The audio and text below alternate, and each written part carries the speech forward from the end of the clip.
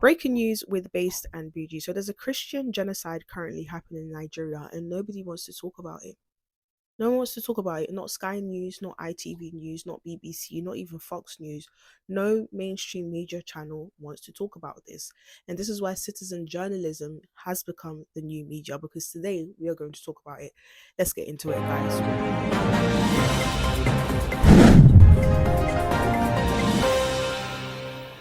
So for those of you guys who are not aware, and I wouldn't be surprised if you're not aware, because like I said, nobody is reporting on this, there is currently a Christian genocide happening in Nigeria. Islamic extremism is running rampant throughout not only West Africa, but also Central Africa as well. This is happening in Congo, where I'm ethnically from. And it is serious, guys. It's very, very serious. And I remember making this video earlier in the year, and where I left off the video is that one, of course, Islamic extremism is running rampant in Africa. And where else I left the video is that no mainstream media is talking about it. Now, skip how many months later, we're almost to the end of the year and we're still in the same place. Nobody's reporting on it, and more Christians have died because of this. You need to hear this, because what is happening in Nigeria is nothing short of a Christian genocide. There's a new report that's just come out recently saying that over 7,000 Christians have been killed for their faith this year alone. And the crazy thing is, the year is not even over yet. This has happened in the first 220 days of 2025. And just to put into perspective how crazy the persecution is getting, last year the global number of Christians killed for their faith was just over 4,400. 3,100 of those people were from Nigeria. That means this year alone, more than double the amount of people in Nigeria have been killed for their faith, and it completely dwarfs the global number of last year's Christian martyrs. And it's the rise of Islamic groups in Nigeria, such as Boko Haram, who are causing the massacre and genocide of Christians. And it's more than just lives being taken. Thousands more have been displaced from their homes with lack of shelter, food, or medicine, and many more thousands are being kidnapped just because of their faith. I didn't imagine I was going to see human suffering in such manner. Villages burned down, people being killed in their homes, some having unable to bury their dead because they were shot in the bush as if they are wild animals. The killings are continuing. In the diocese of Makurdi alone, we have 2 million people in more than 7 IDP camps who are displaced from their homes. In the camps, they lack the basic things of life. You can imagine the people who used to fend for themselves are having to beg now to eat, to feed. Those who have sleeping mats are less than 500,000. So you are talking about 1 point something million people who don't have any place to sleep, and then sleep on the bare floor. This is the condition that human beings have been reduced to for many years. We're not talking about 1 year. We're talking about years. So they're living in a circle of hopelessness. Now, do you know how I know nobody's reporting on this? Because I found it so difficult to actually find the facts and figures of how many deaths there have been in Nigeria due to Islamic extremism. But from just what I found online, particularly on X, these days X is my only source of information. So in August 2024, 22 Christians were killed in a church service. Can you imagine? Can you imagine? You go to church to pray, and only for you to see your end. And if this was to happen in any other religion, if someone was to go and kill people in a mosque or in a Buddhist temple or in a Sikh temple, that would have been, the world would have paused. But for some reason with Christians, nobody cares. But anyways, December 2024, 140 Christians were killed in a village. June 2025, 200 Christians were slaughtered in one night. Not even one day, not even 24 hours, but one night in a village called Yalwata. And obviously they were beheading these victims while screaming Allahu Akbar. July 2025, the following month, 27 Christians were slaughtered in a village, including a 3-year-old baby. That was the youngest recorded person to be slaughtered. Like, do you know how evil you have to be to kill a baby? Like, I don't play about kids because they're so precious. They're so innocent. They don't know anything. If anything, if that bait child is a Christian, it's because their parents have raised them to be that way. But to kill a 3-year-old, like, how can a 3-year-old be a threat? 3 days ago, apparently 64 Christians were beheaded in Nigeria. Now according to Newsweek, 7,000 Christians have been killed in 2025. There have been 7,800 abductions in 2025. And since 2000, there's been 62,000 Christians that have been killed in Nigeria. 62,000. And you never hear about this. You never hear about this. Now, let's start off by, of course, praying for the victims of these killings, because obviously when you kill someone, you leave family behind, you leave friends behind. These people are clearly going to be traumatized for the rest of their lives. You know, watching your villages basically being slaughtered, I can't even imagine. So that's the first thing we need to do, is we need to pray over them, and wherever we can support. If anyone knows any charities, please just tag it in the comment section. The second thing I want to discuss is that, where is Stand Up to Racism? Stand Up to Racism, where are you guys? I'm so confused. Why aren't you guys talking about this?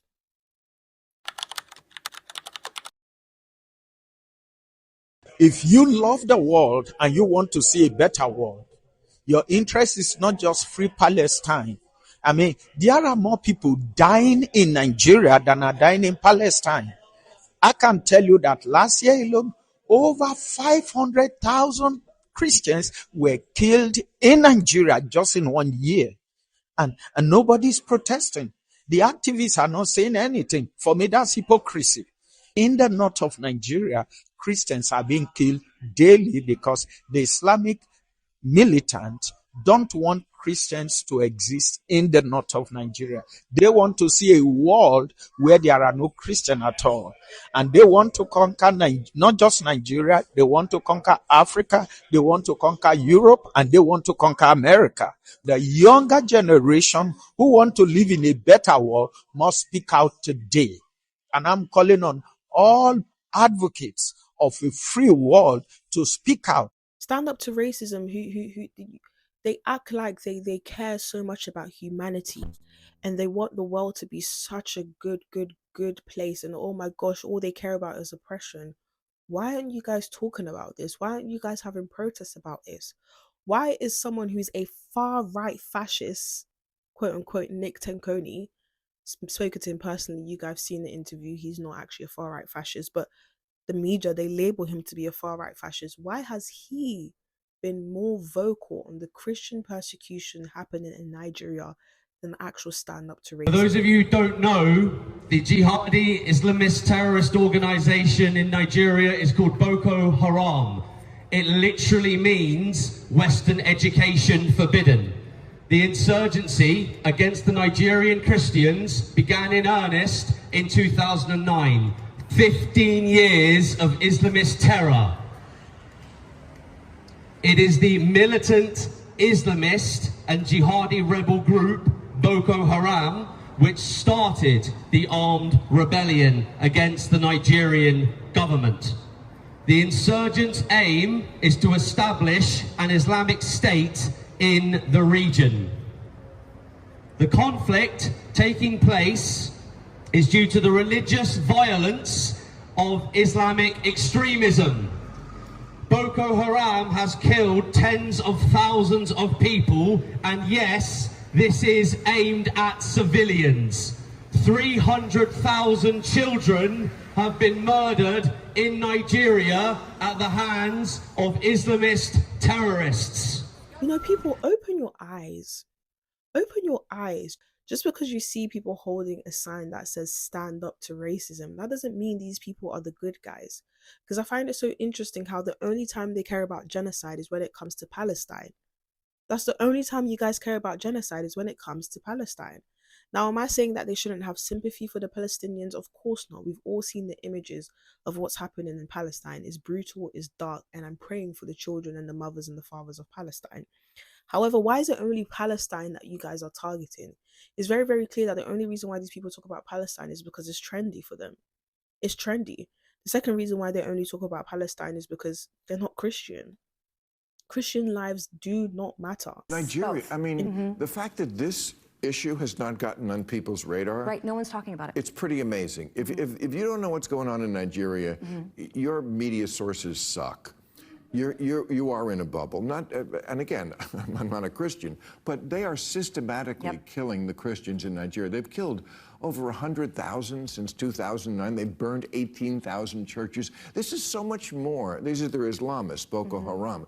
This is so much more of a genocide attempt than what is going on in Gaza. They are literally attempting to wipe out the Christian population of an entire country. Where are the kids protesting this? Yeah. Thank you. Thank you. Because no one will talk about it, so thank you. In 2025, Christian lives do not matter. And that's what's heartbreaking. So when people ask me, why do you support the right? Why would you march with someone like Tommy Robinson? Why would you interview someone like Nick Tanconi? Because these are the only people actually being vocal about Christian genocide. That's why I march with these people. That's why I support these people. That's why I go to their events. Because these are the only people talking about Christian genocide. They're the only people talking. Nick Tanconi, he was outside the BBC, you know, trying to get the BBC's attention on what happened in Congo, my country. I've never heard Stand Up to Racism talk about what's going on in Congo. The only time they talk about what's going on in Congo is when they know hundreds of people are going to be outside of Apple store protesting against that genocide. Only when it's trendy. But I dare them to go march with Nick Tanconi. They won't do that. And not only that, Christians are being killed all over the world. It's not just Nigeria. It's happening in Congo. It's happening in Lebanon. It's happening in Syria. It's also happening in Palestine. I saw this interview. I'm going to insert the thumbnail here. She explained how in Palestine, obviously Christians are not being killed, but they are facing persecution. They are facing persecution in Palestine. Nobody's talking about it. Do you guys see the hypocrisy? Do you guys now see the hypocrisy? Do you guys now understand why I'm so adamant on tackling and questioning Stand Up to Racism and exposing their hypocrisy and basically their virtual signaling? Okay? Because you guys only talk about the countries that are trending. Once again, I'm not saying that we shouldn't talk about the genocide happened in Palestine. No, we should talk about it because all lives matter. But it's the picking and choosing for me that I do not like. The picking and choosing. When it comes to Muslims, you guys care, but when it comes to Christians, it's absolute mute and silence. Where's Bob Villain? Bob Villain, where are you? You did a whole performance about genocide this and genocide that, but Christian persecution, you were silent. We live in a world where people only talk about things that's trendy. That's just the reality. If it's not trending, I'm not going to talk about it, and I think that's very, very sick. Now, am I blaming what's happening in Nigeria on Stand Up to Racism? Absolutely not. This is not the fault of a blue-headed leftist, okay? I'm not saying that. But the reason why I wanted to point this out is because I want people to understand why I take time out of my day to expose the hypocrisy of Stand Up to Racism. Because they only care about genocide when it comes to Palestine, but when it comes to Christian Nigerians, they don't care. They only care about people being housed when it comes to migrants, but they don't care about people being housed when it comes to their own veterans, okay? They only care about people being displaced from their home countries when it comes to Palestinians, but they don't care about the English natives feeling displaced in their own country, in the UK, with this whole mass migration crisis. They only care about freedom of speech when it comes to them shouting on a microphone, but they don't care about people like myself, the citizen journalist's freedom of speech, when they just want to tweet something or they just want to ask a question.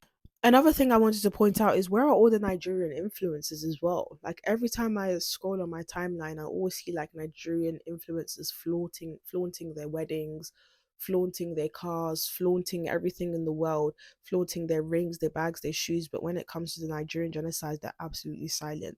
Where are also all the mega churches? Why are the mega churches not talking about it? We just live in a sad world. The world we live in is so sad. Like, people only talk about things when it's trending. And I don't have time for any of that. But at the end of the day, like I said, this is not me blaming it on Bob Villain. This is not me blaming it on the Nigerian influencers. This is not me blaming it on Stand Up to Racism. This is just me just saying that it's very clear that these people are virtue signaling. And I hope someone who is a part of these groups can also explain to me why you are silent on the Christian genocide. But the ultimate blame goes to the Nigerian government. Okay, Africa has a very, very, very deep rooted issue when it comes to corruption. The corruption that takes place in Africa is worse than what's happening here in the UK. And this is why I always tell people you need to be extremely grateful to be living here in the UK, because in Africa, governments don't care. They don't care. As long as they have their Rolls Royce, as long as they have their 20-bedroom mansions, they could care less about who's dying or who's being persecuted or what genocide is going on. I think it's absolutely sick. But when you guys see this video, I hope you guys are more grateful to live in this great country called Great Britain, where people are not being killed for their religious belief. But where this country is heading, I think that's going to happen soon. But anyways, guys, if you guys want more videos like this, do not forget to like, comment, and subscribe. Bye, guys.